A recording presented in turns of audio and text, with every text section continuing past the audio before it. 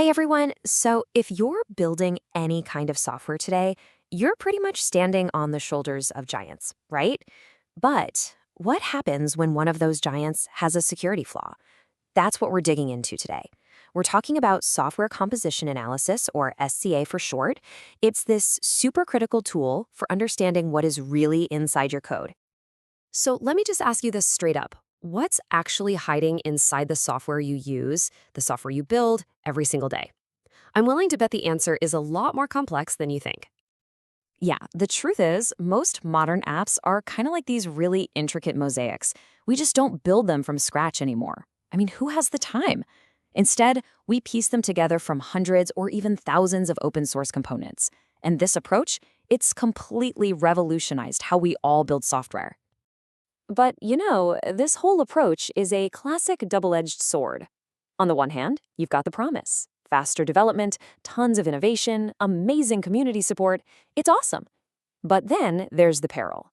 The other side of that sword is that each and every one of those components could be secretly carrying hidden vulnerabilities, really complex license obligations, and some pretty serious security risks. So, the big question is, how do we manage all that risk without giving up all those amazing benefits? Well, this is exactly where our hero comes in. Let's talk about software composition analysis, or SCA. Okay, so what is it really? The easiest way to think about SCA is like an automated inspector for your entire code base. Its main job is to identify every single open source part you're using, and then it goes through each piece one by one, checking for security flaws, code quality issues, and, those potential legal headaches that come from license obligations. All right, that sounds pretty powerful, right? But how does it actually work? Let's pop the hood and take a look.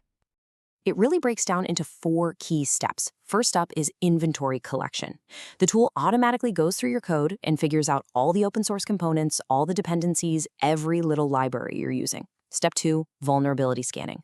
It takes that whole inventory and compares it against these massive databases of known vulnerabilities. Then step 3, you get a report. This thing lists out all the vulnerabilities, tells you how serious they are, and gives you recommendations on how to fix them. And finally, step 4, remediation and monitoring. You go and fix the stuff it found, by patching or upgrading, and then you just keep an eye out for any new threats that pop up. And this brings us to a really, really crucial point.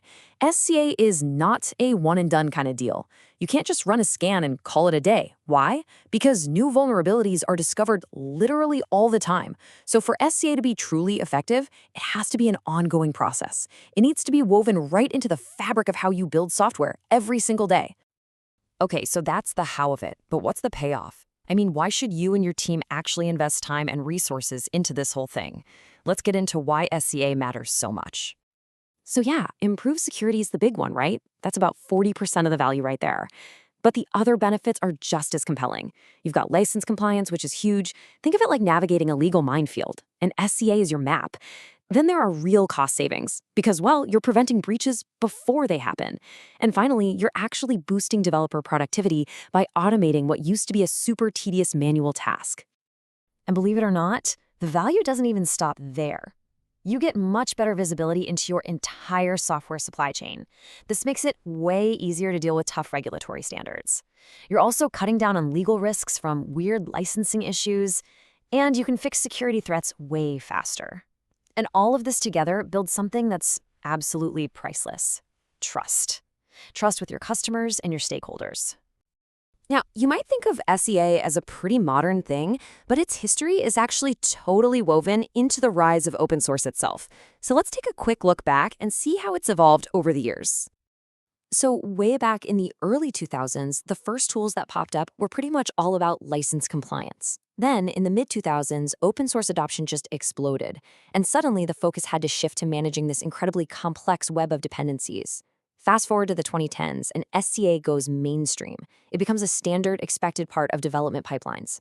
And that brings us to right now, where the whole game is about getting smarter, using AI, integrating deeply into DevSecOps, and harnessing the power of the cloud. So where is all this heading? I mean, the world of software never, ever stands still, right? So what's next? What's on the horizon for SCA? Well, the future of SCA is really about being smarter, faster, and way more connected.